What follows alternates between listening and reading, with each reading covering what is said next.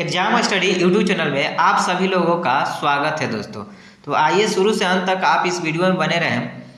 तो चलिए वीडियो की शुरुआत करते हैं दोस्तों। ये Bihar DElEd entrance exam 2024-26 session के लिए है, जिसमें आपके 25 क्वेश्चन डीएलएड में आपका 25 क्वेश्चन मैथ के पूछे जाते हैं दोस्तों, जो काफ़ी महत्वपूर्ण है।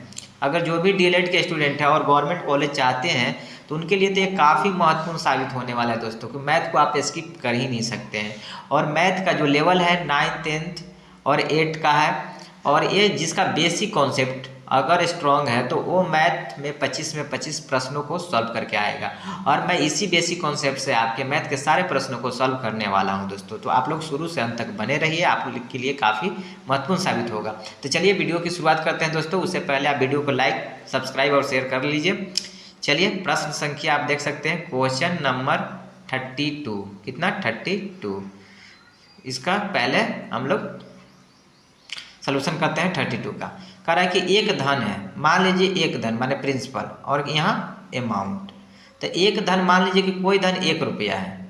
1 रुपया से अगर 2 रुपया होने में उसे कितना समय लगेगा? कि एक धन राशि 8 वर्षों में चक्रवृद्धि ब्याज पर दुगनी हो जाती है। कितनी हो जाती है? चक्रवृद्धि ब्याज पर दुगनी हो जाती है दोस्तों। तो चलिए इसे दुगना कर देते हैं। कितना? 8 साल में। 8 साल में ये दुगनी होगी। तो कह रहा है कि कितने वर्षों में यह स्वयं की 4 गुनी हो जाएगी? कितने सालों में यह स्वयं की क्या हो जाएगी? 4 गुनी हो जाएगी। तो मान लीजिए कि 2 से जिससे 4 होने में, 1 से 2 होने में 8 साल लग रहा था, 2 से 4 होने में फिर 8 साल लगेगा। अर्थात आपका फाइनल अमाउंट ये हो जाएगा 4। तो माने कोई धन 1 रुपया है, 1 रुपया से 4 रुपया होने में स्वयं यही था ना 1 रुपया, इससे 4 गुना, तो 4 गुना हो गया। तो कितना समय लगा? 8 साल और 8 साल, अर्थात टोटल अगर समय की बात किया जाए तो कितना हो जाएगा? 8 8 16 साल का समय लगेगा दोस्तों। कितना साल का समय लगेगा? 16 years is the right answer. आप देख सकते हैं option number C is the right answer. चलिए इस तरह से इस प्रश्न को सॉल्व करेंगे। अब अगले प्रश्न की ओर आते हैं दोस्तों। अगला प्रश्न आपका है 33 प्रश्न को अच्छे से पढ़ लीजिए और उससे समझने की कोशिश कीजिए। चलिए 33 प्रश्न को अब हम लोग सॉल्व करेंगे। 33 जो प्रश्न है दोस्तों, वो कह रहा है कि वह छोटी से छोटी धनात्मक संख्या ज्ञात करें जिसे संख्या 59 70 से घटाने पर प्राप्त संख्या पूर्ण वर्ग हो जाए। आपका क्या दिया है? 59 70। माने इसमें से कौन सी ऐसी संख्या घटाई जाए कि प्राप्त संख्या पूर्ण वर्ग हो जाए। तो देखिए इस संख्या के सबसे नज़दीक का पूर्ण वर्ग खोजेंगे। तो देखिए आप लोग जानते हैं 77 का जो स्क्वायर होता है दोस्तों, वो आपका 59 29 होता है। कितना होता है? 59 29 होता है। तो देखिए 59 29 जो है इसके सबसे नज़दीक का वर्ग, माने 59 70 के नज़दीक का ऐसी संख्या हो जाएगा जो पूर्ण वर्ग हो। तो ये नज़दीक है। और इसमें से अब क्या करेंगे? आपका 59 जो है 70 में से आप 59 29 घटा लीजिए। तो कितना घटा लेंगे? तो यह हो जाएगा 1, ये हो जाएगा 4, अर्थात 41। कहने का मतलब अगर हम 59 70 में से ये जो संख्या है दिया हुआ है, इस संख्या में से अगर आप 41 अगर माइनस कर देते हैं तो ये जो 59 29 जो संख्या आ रहा है ये आपका पूर्ण वर्ग हो जाएगा दोस्तों। तो यहाँ अगर राइट आंसर जो हो जाएगा 41, क्या हो जाएगा? 41 माने ऑप्शन नंबर आपका B is the right answer. समझ गए दोस्तों? चलिए अगले प्रश्न की ओर आते हैं। अगला प्रश्न है दोस्तों 34 प्रश्न को आप लोग देख सकते हैं, क्वेश्चन नंबर 34। चलिए इसका सलूशन करते हैं 34 का। 34 में कह रहा है कि यदि समानांतर श्रेणी में 11वें पद और 18वें पद का अनुपात इतना है तो इसके प्रथम 5 पदों का योग और इसके प्रथम 10 पदों का योग का अनुपात क्या होगा। चलिए इसे सॉल्व करते हैं आसान भाषा में। आपको दिया हुआ T 11वां पद बाई T 18वां पद है, T 18 इजकल टू क्या दिया हुआ है? 2:3। एक फार्मूला आप लोग याद रखिएगा दोस्तों कि nवां पद जो निकालते हैं tnवां पद a + n-1 इंटू क्या होता है? d। ये फार्मूला आप लोग याद है। तो अगर मान लीजिए कि हमें T 11 निकालना हो तो कैसे निकाल लेंगे? ये तुक्का वैल्यू तो नहीं मालूम है, लेकिन ए का ई जो एन का मान होता है 11 क्या है? एन का मान है। तो एन की जगह पूरा कर देंगे -1 इंटू क्या हो जाएगा? डी। अर्थात यहाँ से आ जाएगा a + 11 में से एक जाएगा 10 इंटू डी, तो 10 डी हो जाएगा। इसी तरह से आप निकाल सकते हैं टी 18वां पद। तो देख रहे हैं कि टी 11वां पद निकालना तो एक कम हो जाता है दोस्तों। जैसे मान लें कि टी हमें 18 निकालना है तो क्या करेंगे, ए प्लस एन का वैल्यू कितना है 18, तो 18 माइनस 1 इंटू क्या कर देंगे डी, अर्थात इस तरह से आपका ए प्लस कितना हो जाएगा 17 डी। तो यहाँ इसका मान भर दीजिए दोस्तों। टी 11 का वैल्यू कितना है A plus 10 D by A plus 17 D equal to कितना हो जाएगा 2/3। अब इसे क्रॉस मल्टीप्लिकेशन कर दीजिए तो यहाँ हो जाएगा तिरछा तिरछा गुना 3 से, तो 3a plus 30d equal to यहाँ 2a प्लस 17 दूना का 34d। अब यहाँ से आप मान निकाल लीजिए 3a minus 2a 34d minus 30d। चलिए यहाँ से मान निकालेंगे तो यहाँ a इक्वल टू कितना हो जाएगा 4d दोस्तों। जब 4d हो जाएगा तो यहाँ से आप निकाल सकते हैं a और d को इस तरफ लेके आएंगे तो क्या हो जाएगा a by D, a by क्या हो जाएगा दोस्तों d हो जाएगा, सॉरी। तो यहाँ हो जाएगा आपका a by D equal to 4/1, अर्थात कहने का मतलब a का वैल्यू आपका 4 हो जाएगा और d का वैल्यू आपका 1 हो जाएगा। तो इस तरह से हम यहाँ निकाल चुके हैं a और d का वैल्यू। लेकिन हमें निकालना क्या है दोस्तों, हमें निकालना है, कह रहा है कि इसके प्रथम 5 पद, प्रथम 5 पदों का योग है, माने S5 का वैल्यू निकालना था। S5 बराबर होता है n/2 into 2a plus n-1 into D. ये फार्मूला का इस्तेमाल करके S5 का वैल्यू निकालेंगे दोस्तों। तो चलिए S5 का वैल्यू निकालते हैं।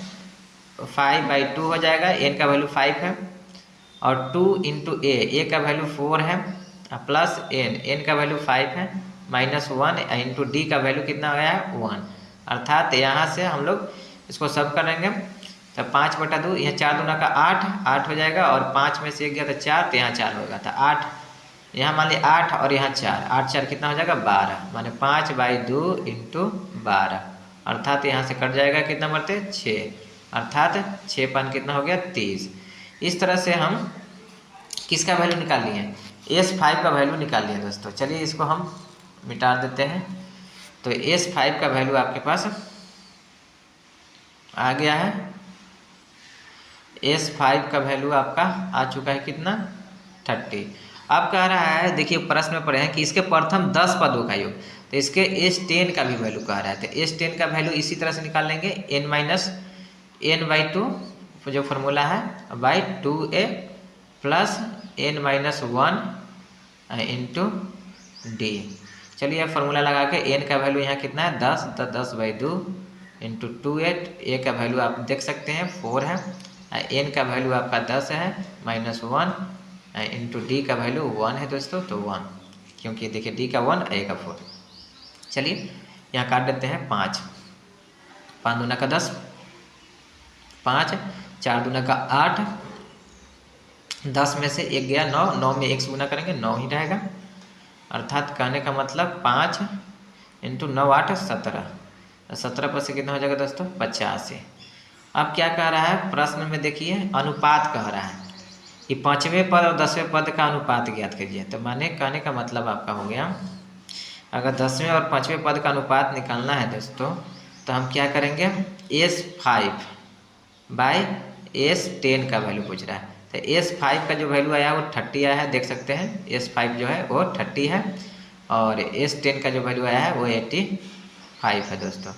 यहाँ काट दीजिए 6 से 5 से 6 5 30 और 17 पर से 85, अर्थात करने का मतलब 6:17, 6 अनुपात कितना हो जाएगा दोस्तों 17, जो option number C is the right answer. कितना हो जाएगा ऑप्शन जो सी है आपका, यही आपका राइट आंसर हो जाएगा।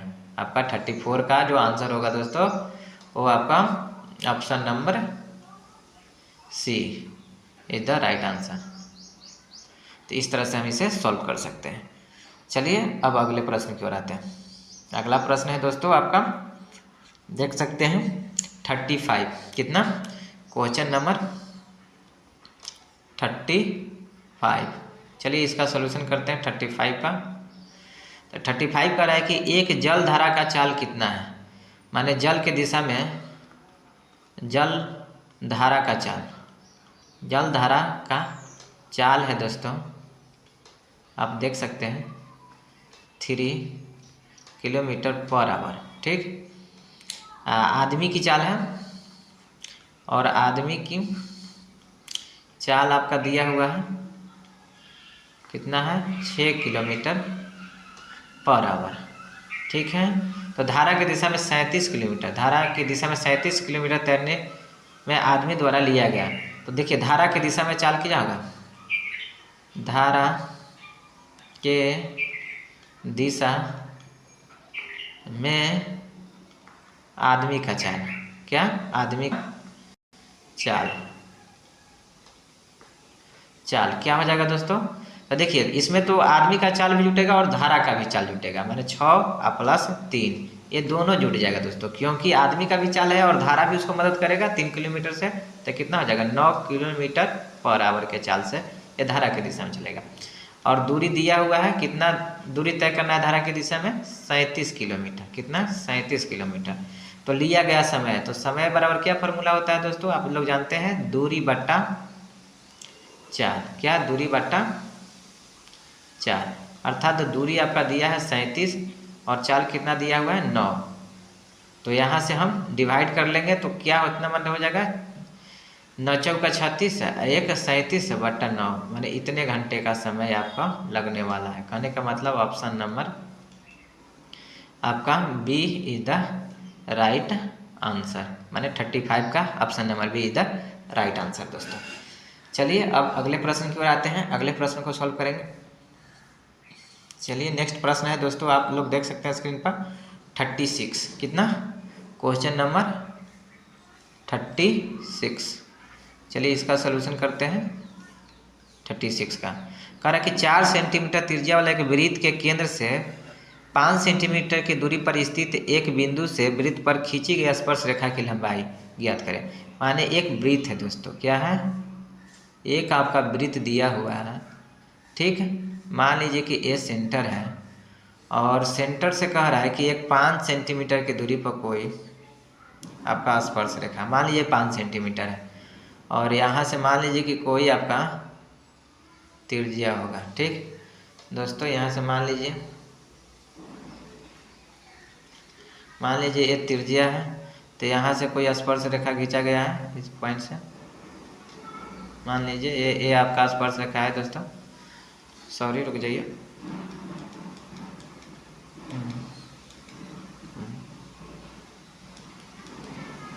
यहाँ से एक स्पर्श रेखा मैं खींच देता हूँ। मान लीजिए ये आपका स्पर्श रेखा है। ठीक, ये जो पॉइंट है यहाँ मान लीजिए कि वो पॉइंट है, यहाँ मान लीजिए कि बी पॉइंट है और यहाँ पर ए पॉइंट है। और जानते हैं कि त्रिज्या जो होती है वो परिधि पर या स्पर्श रेखा पर परपेंडिकुलर होती है, जो स्पर्श रेखा जो पॉइंट होता है वहाँ पर परपेंडिकुलर होती है। और ए डिस्टेंस आपका 5 दिया है और ये जो त्रिज्या आपका दिया है 4 दिया है। तो आप देख सकते हैं कि त्रिभुज ओ ए पी में क्या है कोण ओ ए पी बराबर क्या है 90 डिग्री है दोस्तों। ये एक समकोण त्रिभुज हो जा रहा है। तो समकोण त्रिभुज में आप देख रहे हैं कि ओ पी का मान 5 सेंटीमीटर दिया है, तो यह ओ पी जो 5 सेंटीमीटर दिया है तो यह एक कर्ण है और ओ ए क्या है परपेंडिकुलर डिस्टेंस है जो 4 सेंटीमीटर दिया है।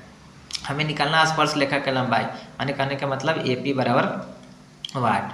तो समकोण त्रिभुज में आप लोग जानते हैं ये जो है बेस, तो बेस बराबर क्या हो जाएगा A P equal to formula हो जाएगा रूट अंदर आपका ओ पी का स्क्वायर माइनस ओ ए का स्क्वायर दोस्तों।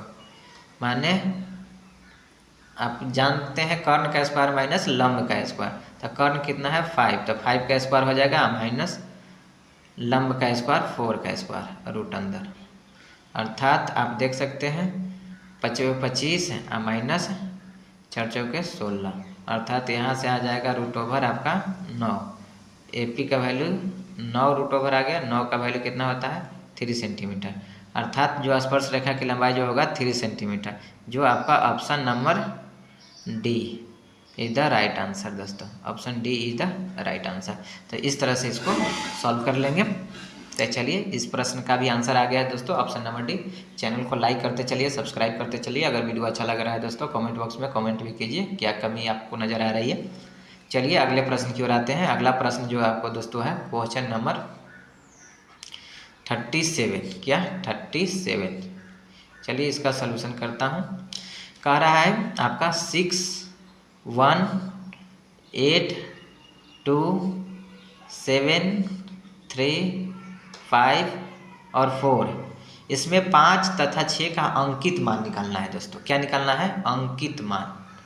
तो देखिए अंकित मान जो होता है, अंकित मान कहिए या इसे जातीय मान कहिए। क्या? जातीय मान। जातीय मान कहिए या फेस वैल्यू कहिए दोस्तों, फेस वैल्यू। बात एक ही है। अगर इसमें पूछा जाए, देखिए यहाँ क्या पूछ रहा है? 5। किसका पूछ रहा है? 5 का पूछ रहा है। तो 5 का अगर अंकित मान आपका पूछा जा रहा है दोस्तों, तो यहाँ कुछ नहीं करना है। क्या करना है? 5 का अगर अंकित मान पूछा जा रहा है तो कुछ नहीं करना है दोस्तों। यहाँ 5 का अंकित मान, क्या अंकित मान 5 ही होगा। क्या होगा? अंकित मान, जाति मान, फेस वैल्यू, माने जो वो नंबर है, माने वो उसका नाम क्या है, नाम बताना है। तो 5 का नाम क्या है? 5 ही है। और इसी तरह से 6 का पूछ रहा है कि अंकित मान क्या होगा, तो 6 का अंकित मान 6 ही होगा, क्योंकि उसका जातीय मान, वो जात क्या है? 6 है तो 6 ही है, 5 है तो 5 ही है। जैसे किसी व्यक्ति का नाम कैसे, उसे अंक का नाम है 5 है तो 5 है, उसका फेस वैल्यू क्या है? 5 का 5 ही है, 6 का 6 है। तो ये कह रहा है कि आप ये दोनों का अंकित मान का योग, तो 6 का अंकित मान कितना है? 6 है। 5 का अंकित मान कितना है? 5 है। अब ये दोनों का योग कर रहा है तो जोड़ दीजिए, 6 5 कितना हो जाएगा? 11 हो जाएगा दोस्तों, अर्थात 11 इधर राइट आंसर। ये आपका हो जाएगा ऑप्शन नंबर आपका D is the right answer. देखिए एक स्थानीय मान होता है, तो स्थानीय मान में क्या होता है ना कि उसका स्थान बताइए कितना है। तो अगर इसका स्थानीय मान निकालना होता है ना, तो जैसे 5 हो जाता है, 5 के बाद जितने अंक होते हैं ना उतने जीरो, तो 5 के बाद कितना? 1 अंक है तो 1 जीरो हो जाएगा। इसी तरह से मान लीजिए हमें 6 का मान निकालना था, स्थानीय मान। तो स्थानीय मान है तो 6 का 6 लिख देगा। 6 के बाद कितने अंक है? 1 2 3 4 5 6 7, तो 7 इस पर जीरो आ जाते, कितने? 7 जीरो। तो देखिए 3 3 6 1 7, तो 7 जीरो आ जाते, ये हो जाते हैं स्थानीय मान। बट हमें क्या निकालना? अंकित मान। तो जो उसका मान है वही अंकित मान है। जो 6 है तो 6 का 6, 5 का 5, और ये दोनों का योग पूछ रहा था, योग हो गया 11। Option number D is the right answer.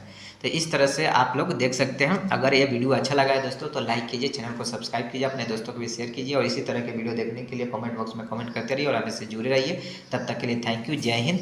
आप लोगों के लिए वंदे मातरम दोस्तों। चलिए जय हिंद।